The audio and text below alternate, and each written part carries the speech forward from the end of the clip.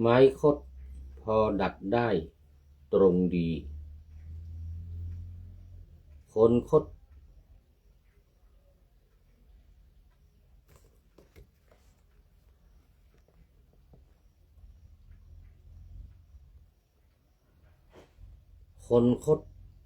หมดวิธียากแก้ ใจคดคิดหลีกหนีความสัตย์คนตรงหายากแลคดได้ว่าดี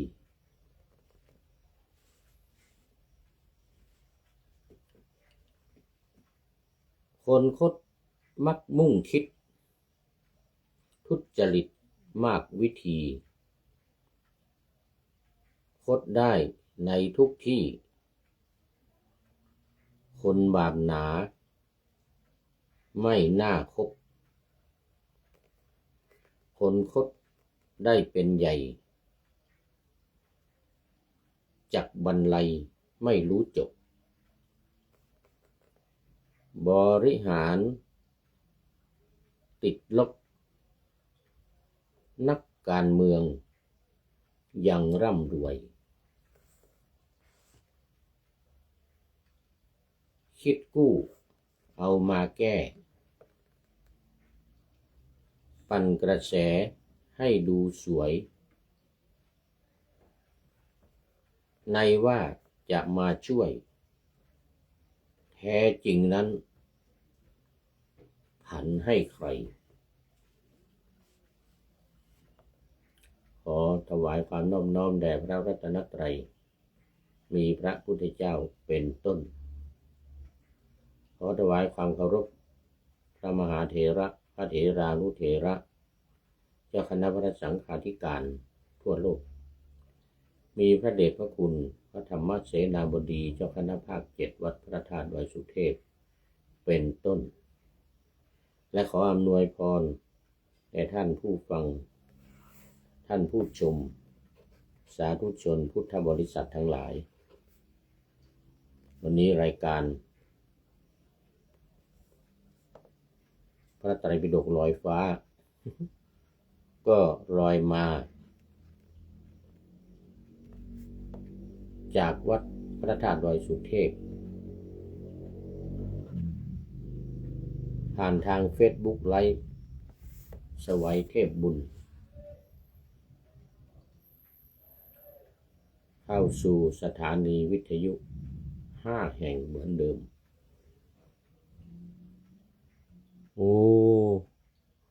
ตอนนี้ขอต้อนรับFC นี่นานเนกาเลมาแล้วนี่บอยสุริยาเด้อนี่ต้องเขียนไว้ก่อนนานมาแล้วนานเนกาเลต้องไปเข้าดูโปรไฟล์ใหม่เป็นอาทิกัลยาโนเหลืองเป็นพระด้วยนะโอ้เป็นพระด้วยโอ้ขอบคุณมากมันเห็นไกลเป็นFC เก่าแก่นานเนกาเลแล้วหลายปีรู้สึกจะหลายปีกว่าที่จะเข้ามานี่นะFC บอยสุริยาเนี่ยนะท่านอาจารย์หนูนี่เดี๋ยวก่อนกราบนมัสการครับพระอาจารย์นะจากที่ไหนเนาะยังนึกไม่ออกไม่เป็นไรเดี๋ยวไปดูโปรไฟล์ทีหลังเดี๋ยวดูโปรไฟล์บอยสุริยาไม่มั่นใจเพราะว่านานแล้วนี่เคยเข้ามานานแล้วรับชมจากเชียงคำครับโอ้นี่เชียงคำจังหวัดพะเยาโอ้เดี๋ยว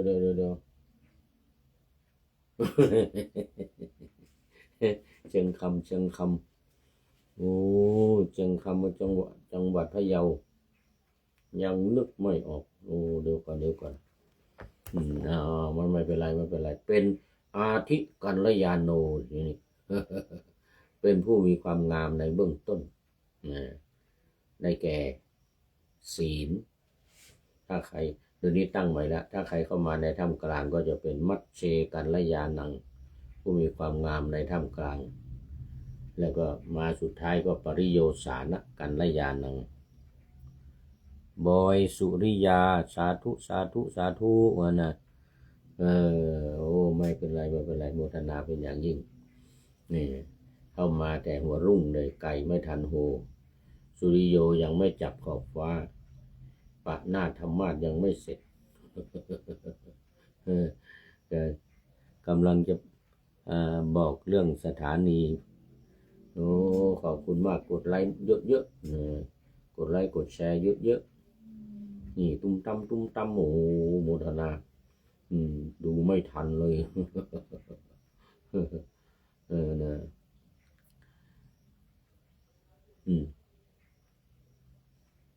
จากสถานีวิทยุ5 แห่งคือสถานีวิทยุวัดพระธาตุดอยสุเทพเนี่ยระบบ FM 96 เมกะเฮิรตซ์นะระบบ FM 96 เมกะเฮิรตซ์มีพ่อครูวันลบนามวงพรหมเป็นผู้อำนวยการอาจารย์พระมหาประสิทธิ์ประสาธิโกเป็นหัวหน้าสถานีเมื่อกี้ก็เข้ามารายการก่อนหน้านี้หัวหน้าสถานีเข้ามาตอนนี้กำลังถ่ายทอดสดกิจกรรมของวัดพระธาตุดอยสุเทพโอ้น่าจะเสร็จแล้วตอนนี้เจริญพระพุทธมนต์ส่งน้ำพระบรมธาตุสมโภชสมโภชหรือฉลองน้ำพระบรมธาตุโดยน้ำสงฆ์พระราชทานจากพระบาทสมเด็จพระเจ้าอยู่หัวซึ่งจะมีพิธีอัญเชิญในวันที่30จากเชิงดอยสุเทพนู่นลานครูบาเจ้าศรีวิชัยหน้าวัดศรีโสดาขึ้นมาลานครูบาเจ้าศรีวิชัยเหมือนกันหน้าวัดพระธาตุดอยสุเทพนี่เชิงบันไดนาคหรือหัวบันไดนาคนี่นะทุ่มครึ่งเริ่มออกจากลานครูบาเจ้าศรีวิชัยนะขึ้นมาถึงตอนเช้าวันที่31ประมาณตี 5แล้วก็จะได้มีการทำบุญตักบาตรพระสงฆ์500 รูปขึ้นไปแล้วก็ภาคบ่ายจึงจะส่งน้ำพระบรมธาตุโดยน้ำส่งพระราชทานจากพระบาทสมเด็จพระเจ้าอยู่หัว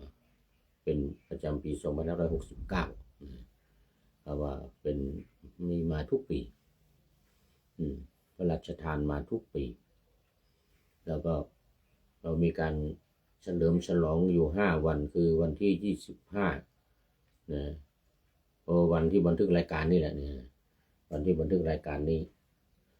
วันที่25ถึงวันที่29ซึ่งรายการนี้จะออกอากาศวันที่29ตอนนี้บันทึกเสียงล่วงหน้ามา5 วันบันทึกเสียงล่วงหน้ามา5 วัน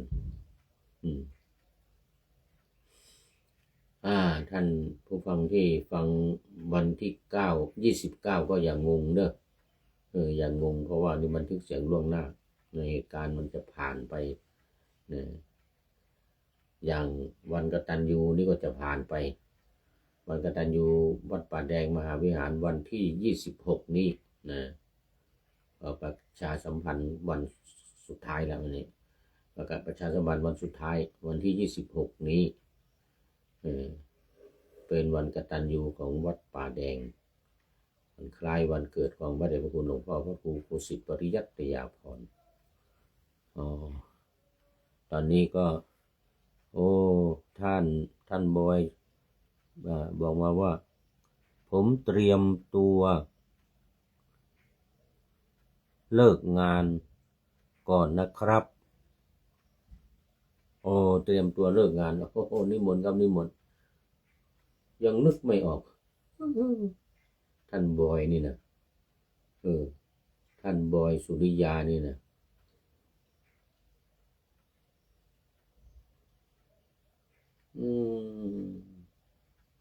พอจะนึกออกแต่ว่าเป็นFCเก่านานแล้วดูเป็นปีหลายปีมาแล้วนะเนี่ยนะวัดป่าแดงก็จะเดินพุทธมนต์สืบชะตาหลวงเนี่ยถวายพระเดชคุณหลวงพ่อพร้อมกับศรัทธาญาติโยมภิกษุสงฆ์สามเณรวัดป่าแดงวันที่26คือวันพรุ่งนี้แล้วก็ประชาสัมพันธ์ให้กับทุกท่านในวัดป่าแดงวัดไฟหินวัดอุโมงค์โป่งน้อยแล้วก็ตลอดถึงตำบลสุเทพเขต1ตำบลสุเทพเขต2ตลอดในอำเภอเมืองเชียงใหม่และอำเภอลี้จังหวัดลำพูนวัดบ้านกลางตำบลลี้หลวงซึ่งเป็นบ้านเกิดของพระเดชพระคุณหลวงพ่อพระครูโคสิตปริยัตยาภรณ์ได้มาร่วมกันวันพรุ่งนี้วันที่26ส่วนรายการนี้ออกอากาศวันที่29ก็ต้องขออภัยมันจะผ่านไปหลายวันเดี๋ยวจะงงเดี๋ยวท่านผู้ฟังจะงงเพราะบันทึกเสียงล่วงหน้ามา5 วันวันนี้เอาละทีนี้หมดประชาสัมพันธ์แล้วก็เข้ามาสู่เนื้อหาสาระของธรรมะกันเลยพระไตรปิฎกลอยฟ้าวันนี้ยังอยู่ในเล่มเดิมเล่มที่25ขุททกนิกายเป็นเล่มแรกของขุททกนิกายเนี่ยนะขุททกนิกายนี้มี9 เล่มเล่มที่25ถึงเล่มที่33ต่อจากนั้นไปจะเป็นพระอภิธรรมอีก12 เล่มคือเล่มที่34ถึง45เรื่องของพระไตรปิฎกนี่ก็จะพยายามทบทวนอยู่บ่อยๆก็เป็นตำราที่สำคัญเป็นคัมภีร์ที่สำคัญที่สุดในพระพุทธศาสนานี่นะหนังสืออื่นเล่มอื่นถือว่าเป็นลูกน้องรุ่นน้องลองลงไปแต่นี่ก็ยังเป็นอรรถกถานะในเล่มที่25นี้ถ้าเป็นเรื่องราวที่มาจริงก็จะอยู่ในพระไตรปิฎกเล่มที่1ถึง8พระวินัยพระวินัยนี่เล่มที่1ถึงเล่มที่8แต่นี้เอาวินัยเนี่ยมาอธิบายอีกทีหนึ่งเรียกว่าอรรถกถาพระวินัยจากหนังสือตติยสมันตปาสาธิกาสามนเล่ม3อรรถกถาพระวินัยมหาวัคควรรณนาอีกตอนที่1ตอนนี้ขอต้อนรับคุณโยมทิพวรรณสินธุวงศ์นะเข้ามาตอนนี้ถือว่าเป็นมัชเชกัลยาณีมัชเชกัลยาณังเป็นผู้ที่ถึงพร้อมด้วยความงามในถ้ำกลางได้แก่สมาธิตั้งชื่อให้ FC ทั้งหลายที่เข้ามาตามโอกาสตามเวลาช่วงแรกช่วงกลางแล้วก็ช่วงสุดท้ายตอนนี้อยู่ในเข้าช่วงกลางแล้วเข้าช่วงกลางของรายการแล้วก็เป็นมัชเชกัลยาณีเป็นผู้หญิงโยมแม่ทิพวรรณสินธุวงศ์อยู่จังหวัดเชียงใหม่เรานี่ละท่านอาจารย์บอยอยู่ท่านบอยสุโน่นอยู่จังหวัดพะเยาอำเภอเชียงคำยังนึกไม่ออกโมทนากับโยมแม่ทิพวรรณสินธุวงศ์ไว้ท่านที่นี่เป็นอย่างยิ่งเอาละคราวนี้เข้าจริงแล้วคน ปาหน้าธรรมะเสร็จแล้ว ปาหน้าธรรมะเสร็จแล้วเข้าเนื้อหาวันนี้ เออเออปันดกะวัตถุโอ้พูดถึงเรื่องบันดาหรือกระเทยโอ้ตอนนี้ขอต้อนรับพระเดชพระคุณหลวงพ่อสุทธิสงึมรำจากจังหวัดบุรีรัมย์หลวงพ่อเป็นFCตัวจริงละทีนี้หลวงพ่อให้เมตตาเข้ามาทุกรายการแล้วก็อำนวยพรวันเกิดให้ผู้พูดโดยการส่งหัวใจใสๆสีชมพูมาอวยพรวันเกิดวันอังคารโอ้แล้วหลวงพ่อตอนนี้ก็เป็นมัชเชกัลยาโน เป็นผู้มีความงามในถ้ำกลางโยมแม่ทิพวรรณสินธุวงศ์เป็นมัชเชกัลยานีเป็นผู้มีความงามในถ้ำกลางนะเดี๋ยวถ้าพ้นครึ่งนี้ไปใครเข้ามาก็จะเป็นปริโยสานะกัลยานังคือมีความงามในที่สุดได้แก่ปัญญาศีลสมาธิปัญญาหลักการไตรสิกขานี่เขาเรียกว่าความงามในเบื้องต้นความงามในท่ามกลางและความงามในที่สุดผู้ที่มีศีลสมาธิปัญญานี่ถือว่ามีความงามศีลทำให้งามสมาธิทำให้งามปัญญาทำให้งามในพระพุทธศาสนาแล้วเมื่อวานนี้พูดถึงเรื่องของกระเทยที่มีประเภทของกระเทยเสร็จแล้ววันนี้จะมาพูดถึงเรื่องการบวชที่ห้ามประเภทไหนบ้างที่ห้ามไม่ให้บวชประเภทไหนอนุญาตให้บวชได้มีกระเทยอยู่4ประเภทดังที่ว่ามาแล้วหลายวันโอ้ตอนนี้ขอต้อนรับคุณโยมจากร้านอาหารมีล้านนาโอ้ร้านมีล้านนาคุณโยมก็เป็น FC ตัวจริงแล้วทีนี้ มาเป็นมัชเชกัลยาณีอีกเหมือนกันเหมือนโยมแม่ทิพวรรณสินธุวงศ์มัชเชกัลยาณีเป็นผู้มีความงามในท่ามกลางคือมีสมาธิ คือมีสมาธินะตอนนี้พูดถึงหมู่กระเทยหรือบันดานะในภาษาบาลีเรียกว่าบันดาบันดาคือปันดกะวัตถุเนี่ยเรื่องบันดาทบทวนให้อีกหน่อยว่าบันดา4ประเภทบันดามี4ประเภทคืออาสิตะบันดา1อุสุยะบันดา1โอปักกิยะบันดา1แล้วก็ปักขะบันดา1นปุงสกะบันดา1นะอันนี้ว่ารายละเอียดไปแล้วอย่างบันดาประเภทที่1เนี่ยบันดาประเภทที่1นี่ประเภทนี้ชอบอมอวัยวะเพศของผู้ชายพอได้รับอสุจิรสที่ตัวเองที่ปากที่ตัวอะไรนี่ได้เรียกว่าได้อสุจิก็หายความเร่าร้อนหายความเป็นกระเทยหายความเป็นบันดาดีใจแล้วนี่ประเภทที่1ชอบอมประเภทที่2อุสุยะบันดานี่นะอันนี้ยังไงนี่เดี๋ยวก่อน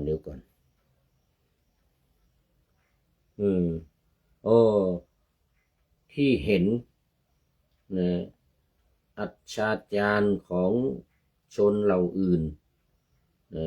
เมื่อความริษยาเกิดขึ้นแล้วความเร่าร้อนจึงสงบไปบันดานี้ชื่อว่าอุสุยะอันนี้ชอบดูคนอื่นแต่ดูคนอื่นที่มีความสัมพันธ์กันมีเพศสัมพันธ์กันชอบดูมีเพศสัมพันธ์กันแล้ว ความริษยาหรือความเป็นบันดาลของตัวเองก็หายไปความเร่าร้อนก็จะผ่อนคลายหายไปมีความสบายใจชอบดูอะไรนั่นชอบดูคนอื่นเขามีเพศสัมพันธ์กันบางทีไปแอบดูมูนี่พวกถ้ำมองพวกถ้ำมองนี่กระเทยประเภทที่สองกระเทยประเภทที่สามอันนี้อะไรเขาเรียกโอปักกิมันไม่ใช่สี่นะห้านะเนี่ยนะพูดผิดไปโอปักกามิยะบันดานี่เป็นบันดาประเภทที่ว่ามีอวัยวะเพศ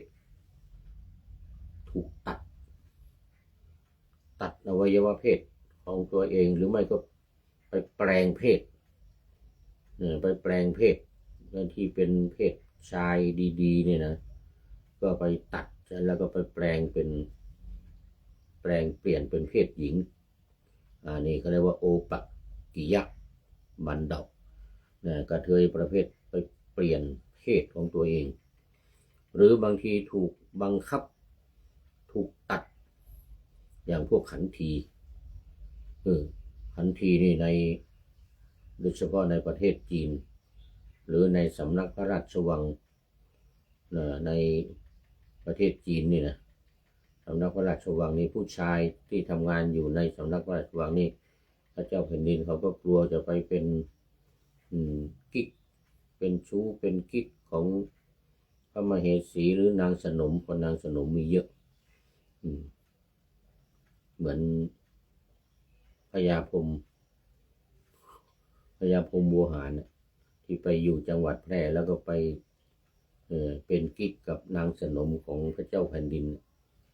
ของในหลวงได้นางสีจมไปหนีไป อย่างนี้อันนี้เจ้าหลวงเมืองแพร่มันยังไม่ทันตัดก็จริงรับเข้ามาแล้วเขาต้องตัดอวัยวะเพศให้เป็นบันดาจะให้เป็นกระเทยใช่เขาเรียกขันทีที่ในประเทศจีนเขาเรียกขันทีเนี่ยนะนี่ประเภทโอปักกิยะบันดานี่ชอบแปลงเพศแล้วก็ประเภทที่สี่ไหนปักขะบันดาอันนี้เป็นกระเทยเฉพาะข้างขึ้นหรือข้างแรมกันบางทีส่วนใหญ่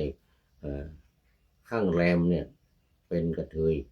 พอถึงข้างขึ้นมาถึงใน1 เดือนเนี่ย15 วันปักขะใน1 ปักเนี่ยนะ15 วันเป็นกระเทยอีก15 วันไม่เป็นอันนี้ก็เรียกว่าปักขะบันดาขอต้อนรับคุณโยมพิษสมัยศรีเทพธำรงจากลำปางกราบสาธุเจ้านี่โยมมีล้านนาบอกว่าน้อมถวายไหว้สาเจ้าสาธุเจ้าค่ะไม่ทันได้อ่านขออภัยโยมมีล้านนาเชียงใหม่นี่ลำปางบอกกราบสาธุโมทนาเป็นมัชเช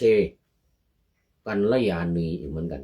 เป็นผู้หญิงเป็นมัชเชกันอะไรนี่แต่พวกบันดานี่เรียกว่ามัชเชกัลยานังนะนี่เนี่ยพวกบันด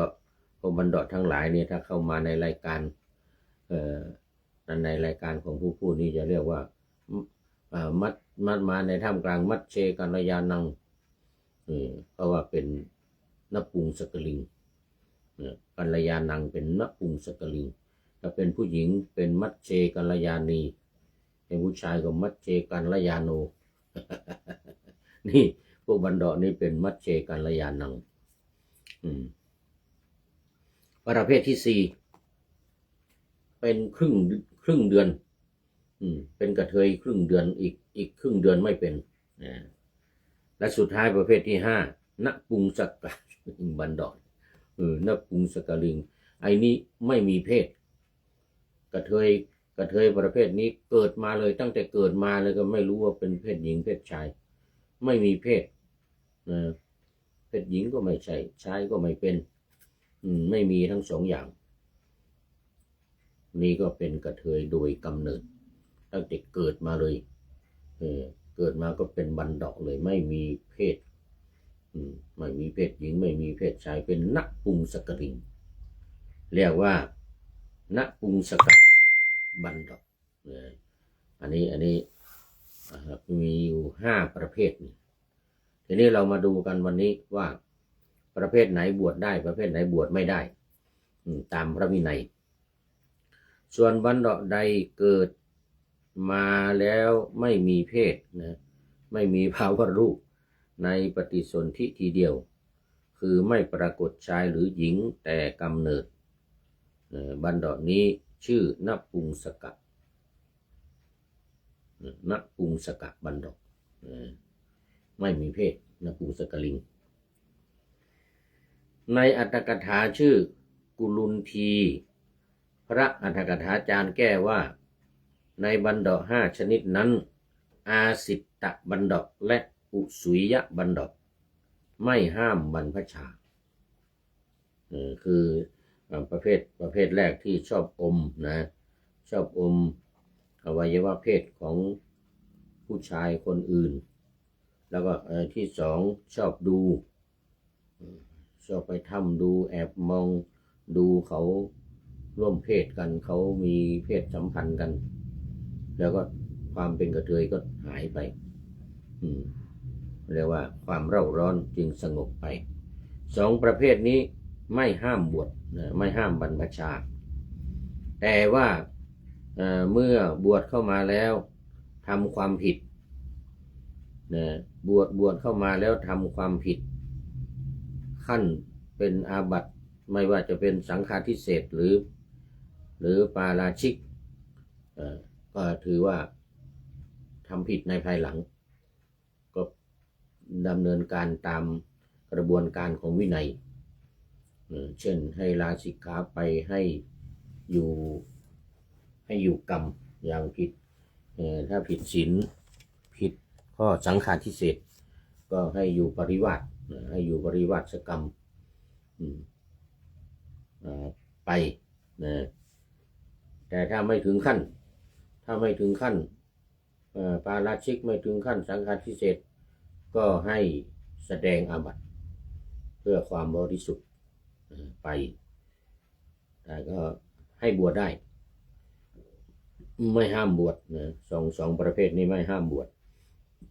3ชนิดนอกนี้ห้ามแม้ในบัณฑิต3ชนิดนั้น3ชนิดนี้ข้างหลังนะห้าม3อย่างข้างหลังนี่ห้ามเช่นบัณฑิตที่ตัดหรือเปลี่ยนเพศแล้วเปลี่ยนเพศจากชายเป็นหญิงแล้วนี่นะหรือถูกตัดก็ดีนะตัดเองหรือถูกตัดว่าง่ายๆตัดเองหรือถูกตัดอันนี้ห้ามบวชเด็ดขาดแล้วก็ปักขะบัณฑิตคือเป็นข้างขึ้นข้างแรมส่วนใหญ่ข้างแรมเป็นบัณฑิตข้างขึ้นไม่เป็น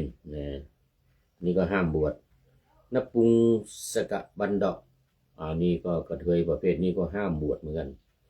คือไม่ปรากฏเพศทางเวลาสวดจะว่ายังไงเนี่ยจะใส่เป็นนปุงสกลิงก็ไม่ได้ เวลาสวดมันต้องว่าตาม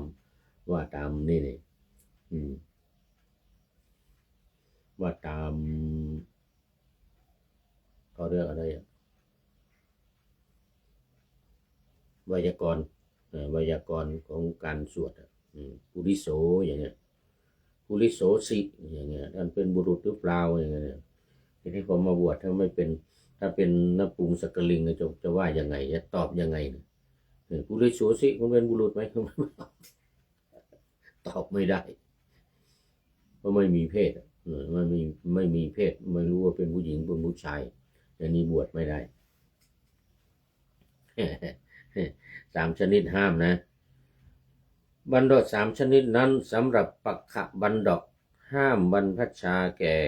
เขาเฉพาะปัก ที่เป็นบันดาเท่านั้นโอ้นี่ดีหน่อยดีหน่อยแล้วจะยังไงบวช15 วันแล้วก็ศึกอีก15 วันบวชใหม่15 วันบวชสิกขาห้ามในปักที่เป็นผู้หญิงในปักที่เป็นกระเทยเนี่ยเป็นบันดาเนี่ยนะห้ามไม่ให้บวชส่วนในอีกครึ่งเดือนอีก1 ปักที่ไม่เป็นบันดานั้นไม่ว่าจะข้างขึ้นหรือข้างแรมส่วนใหญ่จะเป็นข้างขึ้นนะบวชได้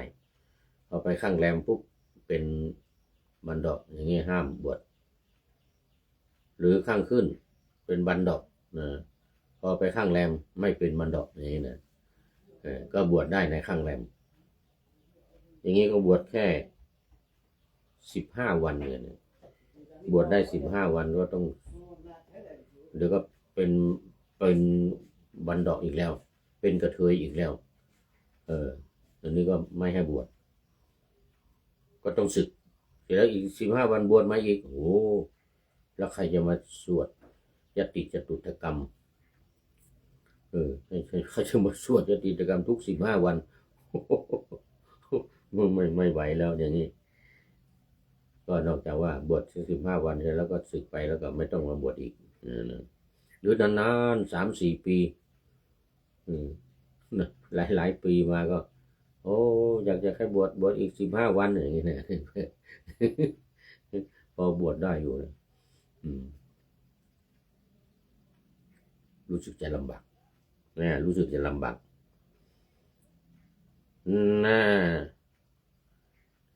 ในบันดา3 ชนิดนี้บันดาใดทรงห้ามบรรพชาพระผู้มีพระภาคทรงหมายเอาบันดานั้นตรัสคำนี้ว่าอนุปสัมปันโนนาเสตัพโพบันดาแม้นั้นภิกษุพึงให้ฉิบหายด้วยลิงคนาสนาทีเดียวเพราะว่าถ้าเข้ามาบวชแล้วพึงให้ฉิบหายก็หมายถึงว่าพึงให้สึกไปให้สึกไป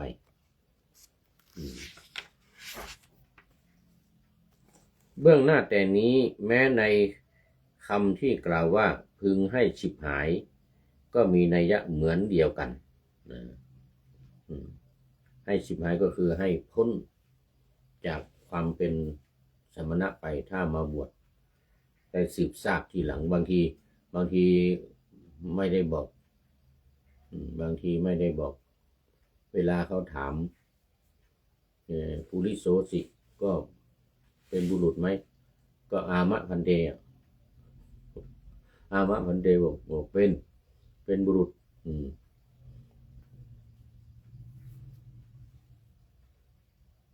แล้วก็อีกที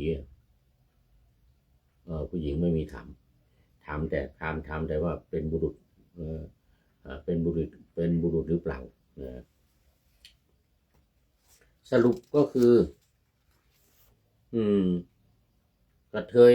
5 ประเภทกระเทย5 ประเภท2 ประเภทแรกไม่ห้ามบวชได้แต่อย่าทำความผิดถ้าทำความผิดก็ว่าไปตามวินัยว่าไปตามวินัยคือเพียงแค่ว่าชอบไปอมกับชอบไปดูชอบไปอมชอบไปดูถ้าทำผิดนอกนี้ก็ถือว่าผิดวินัยดังพร้อยส่วน3 ประเภทหลังมีปักขะกระเทยที่เป็นกระเทย15 วันข้างแรม15 วันพอถึงข้างขึ้น1 ค่ำถึง15 ค่ำไม่เป็นคืออย่างนี้เพศจะปรากฏเมื่อกี้ยังไม่ได้พูดว่ามันเป็นยังไงคือถ้าถึงข้างแรมเนี่ยแรม1 ค่ำถึงแรม15 ค่ำเพศชายมันจะหายไปหรือมันน้อยไปก็ปรากฏเพศหญิงขึ้นมา เพศหญิงจะปรากฏขึ้นมานี่ก็เป็นเรื่องแปลกเหมือนกันนะพอถึงข้างขึ้นขึ้นหนึ่งค่ำเป็นต้นไปเนี่ยเพศหญิงหายอีกแล้วเพศชายก็ปรากฏขึ้นมาอย่างนี้เรียกว่าปักขะบันดอกนะอย่างนี้ถ้าเป็นข้างขึ้นที่เพศหญิงหายไปเหลือแต่เพศชายอย่างนี้อุปสมบทได้ในกรณีไม่ใช่ผู้หญิงเป็นผู้ชายมีอย่างเดียวส่วนอีก2อย่างนั้นห้ามเด็ดขาดเลย1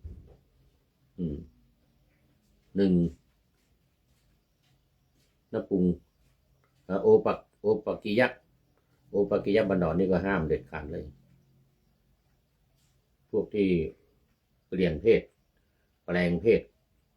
จากเพศชายเป็นเพศหญิงหรือถูกตัดไปแล้วก็ห้ามบวช2 อันคือโอปกิยะบันดอกและนปุงสกะบันดอกที่ไม่มีเพศอันนี้ห้ามเด็ดขาดเลยส่วนปักขะก็บวชได้ในข้างขึ้นข้างไหนเป็นผู้ชายข้างไหนอวัยวะเพศผู้ชายเกิดขึ้นมาอันนั้นบวชได้แล้วก็ถ้าข้างแรมอวัยวะเพศผู้หญิงปรากฏขึ้นของประเภทชายหายไปอย่างนี้นะอย่างนี้บวชไม่ได้บวชได้15 วันบวชได้15 วันแล้วก็พอสมควรในเรื่องของบันดอกนะในเรื่องของบันดอกก็โปรดได้เข้าใจตามนี้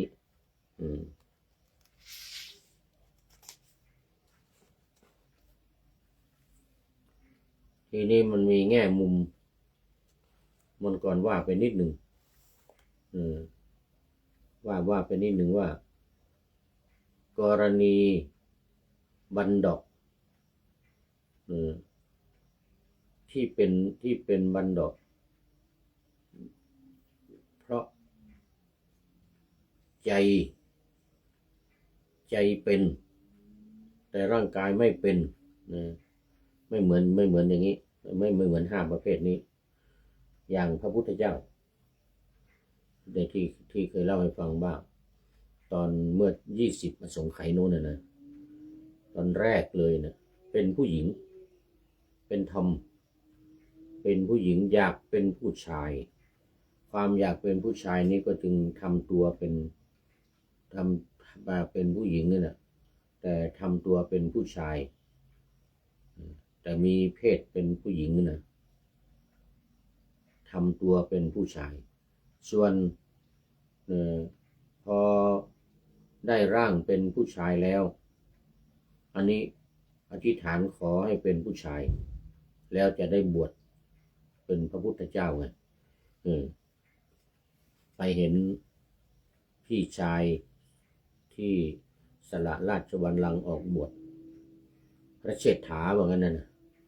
พระเชษฐาสละราชบัลลังก์ออกบวชตัวเองก็เป็นกษัตรีแทนพี่ชาย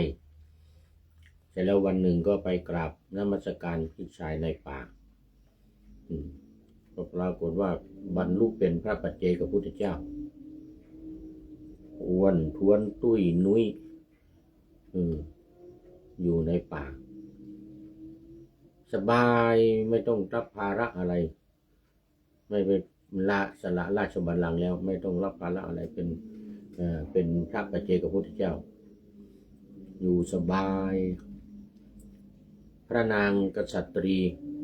คือพระพุทธเจ้าของเราเนี่ยนะตอนนั้นนะก็อยากจะเป็นอย่างนี้บ้างอยากจะเป็นพระปัจเจกพุทธเจ้าหรือจะเป็นพระพุทธเจ้านี้บ้างจะสละราชบัลลังก์ออกบวชบ้างนะทีนี้พระพี่ชายที่เป็นพระปัจเจกพุทธเจ้าก็ห้ามไม่ให้บวชห้ามไม่ให้ออกบวช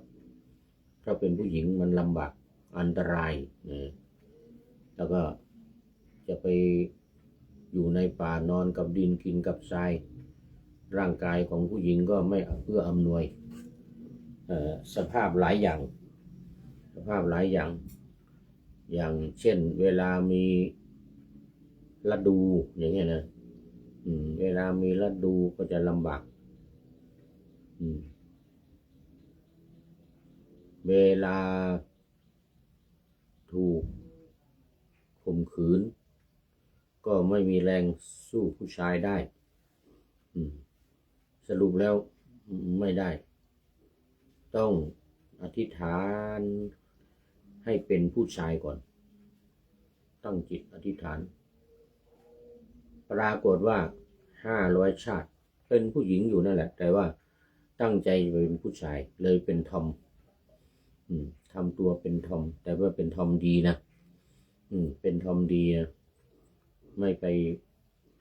สุงสิงกับผู้หญิงด้วยกันหรือไม่ไปแต่งงานกับผู้หญิงเลยไม่ใช่งั้นนะไม่ใช่ทอมเหมือนทุกวันนี้นะก็เลยอธิษฐานทำบุญเวลาทำบุญครั้งแรกเลยก็เอาน้ำมันงามาเอาได้ใส่แล้วก็จุดบูชาพระปัจเจกพุทธเจ้าที่เป็นพี่ชายของพระองค์เป็นพระเชษฐาของพระองค์นี่แหละ อย่างนั้นตลอดชีวิตแล้วก็เกิดมาอีก500 ชาติรวมกันแล้ว500 ชาติเนี่ยเป็นทอมตลอดโดยตั้งใจจะเป็นทอมไม่อยู่ในกรณี4ไม่อยู่ในกรณี5ประเภทนี้นะไม่ได้อยู่ในกรณี5ประเภทนี้เป็นทอมโดยตั้งใจโดยเจตนาเพราะอยากจะเป็นผู้ชายแล้วก็ทำความดีตลอดไม่ทำความเสียไม่ทำมันเสียหายพอได้ร่างเป็นผู้ชายแล้วก็ยังเป็นกระเทยอยู่ยังตุ้งติ้งร่างกายยังไม่แข็งแรงใจนี่เป็นใจนี้อยากจะเป็นผู้ชายมานานแล้วพอพ้น500 ชาติก็ได้เป็นกระเทยอีกเพราะอะไรเพราะว่าร่างกายยังไม่สมบูรณ์รวมทั้งจิตใจด้วยก็ยังไม่แข็งแรงแข็งแกร่งเหมือนผู้ชายทั่วไปก็ประคับประคองตัวเองโดยไม่ไปสูงสิงกับผู้หญิงอีกแล้วไม่ไปแต่งงานกับผู้หญิงเกิดมาแต่ละชาติบางชาตินี่เป็น 20,000 ปี40,000 ปี60,000 ปี80,000 ปีอย่างนี้นะไม่รู้ว่าเป็นพระพุทธเจ้าองค์ไหนอายุไขเท่าไรสมมติว่าพระวิปัสสีอายุไข 20,000 ปีก็เกิดมาเป็นผู้ชายแล้วก็อยู่อย่างนั้นเนี่ยทำงานไปไม่แต่งงานกับผู้หญิงก็เป็นกระเทยเป็นทอมเป็นกระเทยนะแต่ว่าไม่ทำความผิดนะไม่เป็นความผิดอย่าง4-5ประเภทนี้นะไม่ใช่นะไม่ใช่5ประเภทนี้แต่ตั้งใจแล้วก็ตัวเองยังเป็นผู้ชายไม่สมบูรณ์ยังผู้ชายไม่สมบูรณ์ยังอ่อนแอไม่แข็งแรงพ้น500 ชาติไปแล้วจึงร่างกายบึกบึนแข็งแรงเป็นผู้ชายเต็มตัวเต็มที่อันนี้ก็มีเมียมีลูกแต่งงานทำงานเรียกว่าเป็นพระโพธิสัตว์บำเพ็ญบารมีมาจนถึงพ้นไป16 กับเดี๋ยว16 อสงไขยอย่างที่กล่าวให้ฟังไปแล้วเนี่ยพ้นไป16 อสงไขยอันนึงอสงไขยนับไม่ได้นะ16 ครั้งเหลืออีก4 อสงไขยกับ100,000เนี่ยพระพุทธเจ้าทีปังกรก็ทรงพยากรณ์ว่าจะได้เป็นพระพุทธเจ้าในโคตมโคตชื่อสิทธัตถะบอก บอกชื่อไว้หมดเลยในสักยวงศ์อะไรก็บอกไว้หมดเลยตอนที่ทำถนนไม่เสร็จแล้วก็นอนลงไปให้พระพุทธองค์เสด็จผ่านพระภิกษุสงฆ์อีกก็เลยได้รับการพยากรณ์จากนั้นมาอีก4 อสงไขยก็อธิษฐานขอเป็นพระพุทธเจ้าเป็นพระสัมมาสัมพุทธเจ้าไม่เป็นพระปัจเจกแล้วพอเป็นพระสัมมาสัมพุทธเจ้าที่สอนคนได้เอาคนให้พ้นจากทุกข์ได้ตัวเองให้พ้นจากทุกข์แล้วก็สอนคนอื่นให้พ้นจากทุกข์ได้เหมือนพระพุทธเจ้าทุกพระองค์ที่ผ่านมานี่อันนี้ยกเว้นกระเทยแบบนี้นะยกเว้นทอมยกเว้นกระเทยแบบนี้นะมันซึ่งมันไม่อยู่ใน5อย่างนี้แต่คนดูภายนอกแล้วก็มันก็จะเหมือนอย่างนี้แหละเหมือน5อย่างนี้แต่ภายในเจตนาจิตใจไม่เป็นทางนี้ไม่เป็นอาสิตตะไม่เป็นอาสิตตะบันดาไม่เป็นอุสุยยะบันดาแอบมองดูใครมีเพศสัมพันธ์อะไรกันไม่ใช่ไม่ชอบไปองคชาตของผู้ชายคนอื่นจนได้อสุกะได้อสุจิแล้วจึงดีใจอย่างนี้นะไม่ทำจะไปตัดอวัยวะเพศของตัวเองเป็นขันทีก็ไม่ทำนะไปเปลี่ยนเพศอยากจะเป็นเราอยากจะเป็นผู้หญิงไปเปลี่ยนเพศเป็นผู้หญิงก็ไม่ทำ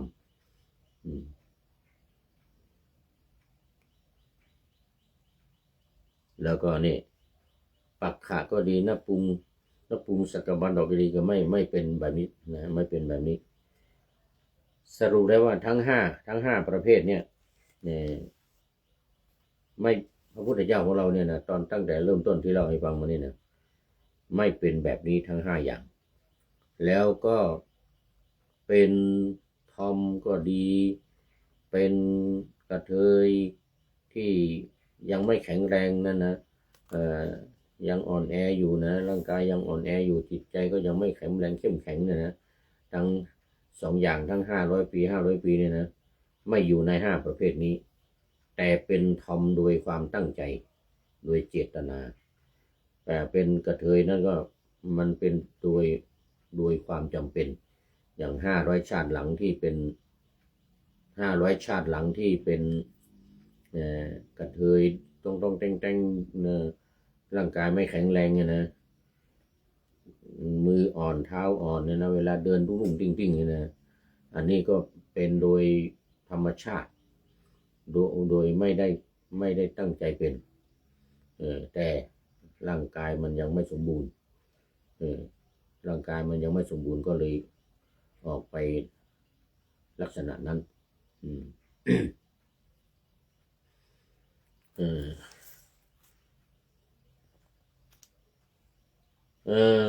เอาละวันนี้ก็พอสมควร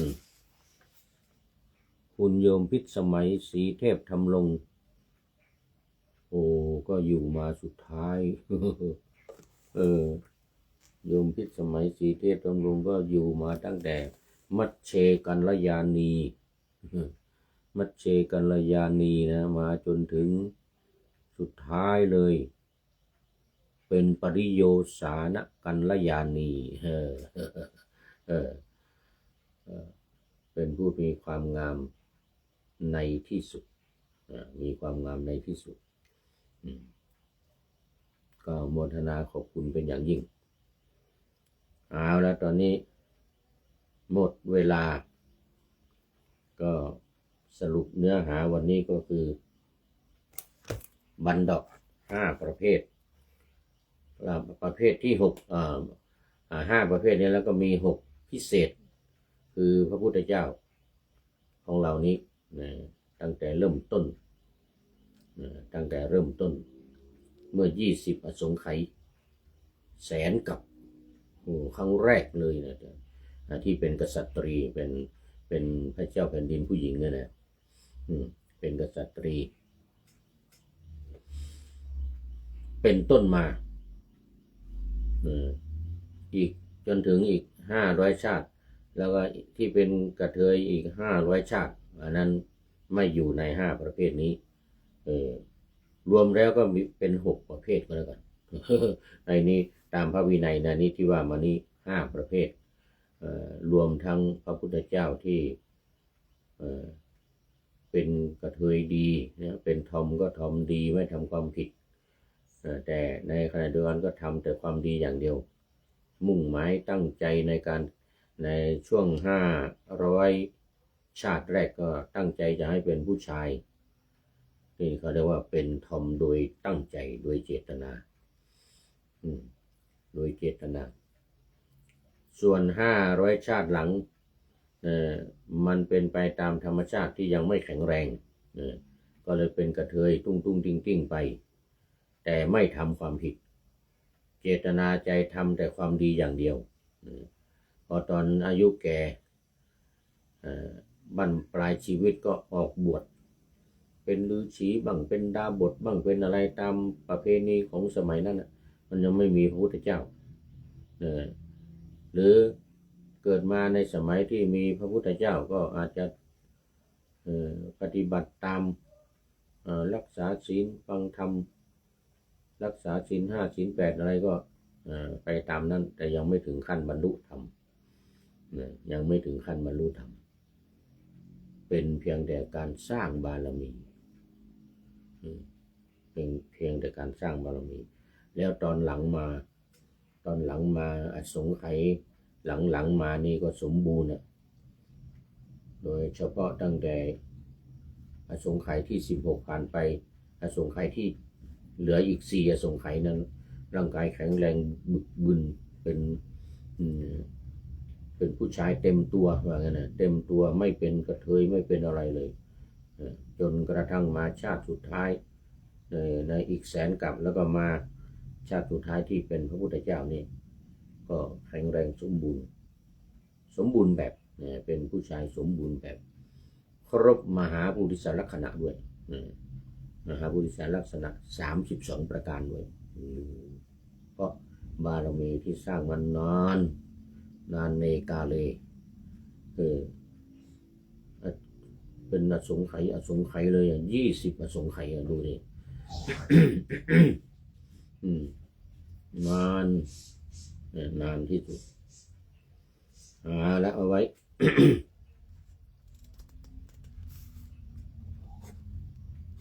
นี่นะหมดเวลาคุณโยมพิษสมัยศรีเทพทำลงเป็นปริโยสารนะกัลยานีเป็นผู้มีความงามในที่สุด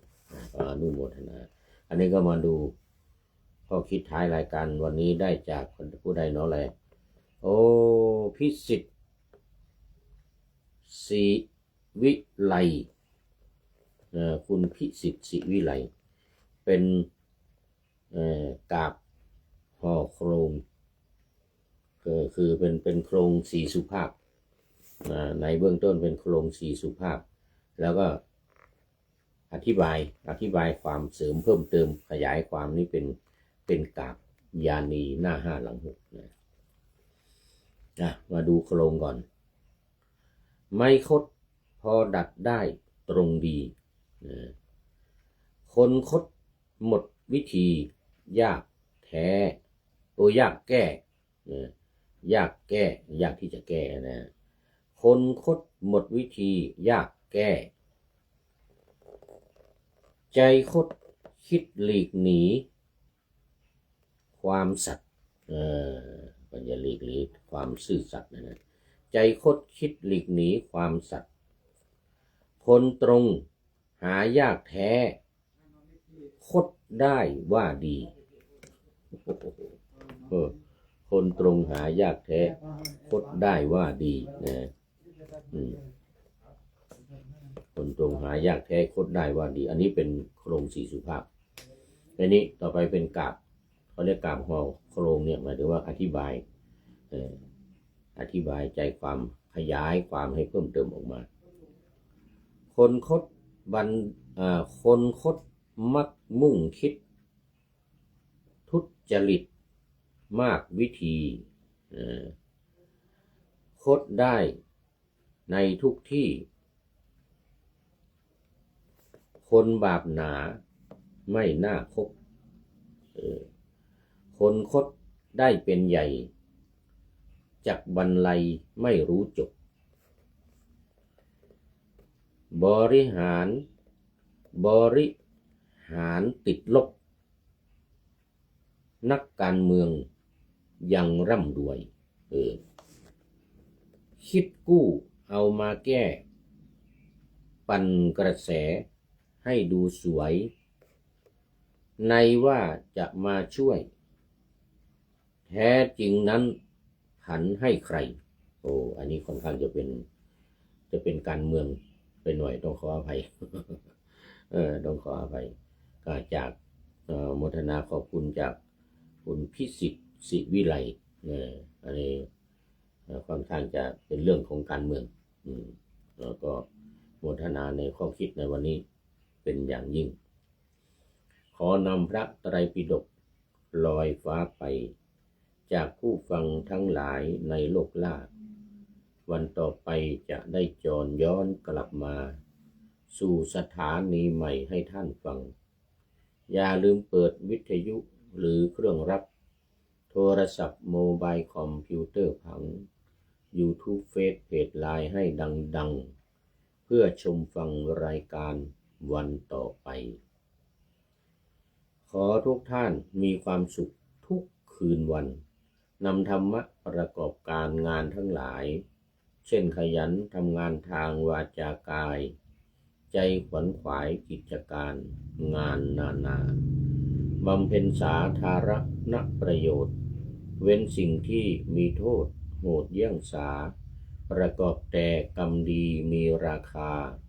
แสวงหาเงินทองครองใจคนเสียสละพลทรัพย์นับมากน้อยไม่ให้ล้านก็ให้ร้อยไม่ด้อยผลเอื้อคนรวยช่วยคนยากฝากคนจนให้ทุกคนเท่ากันมาตรฐานเดียวขอเจริญพร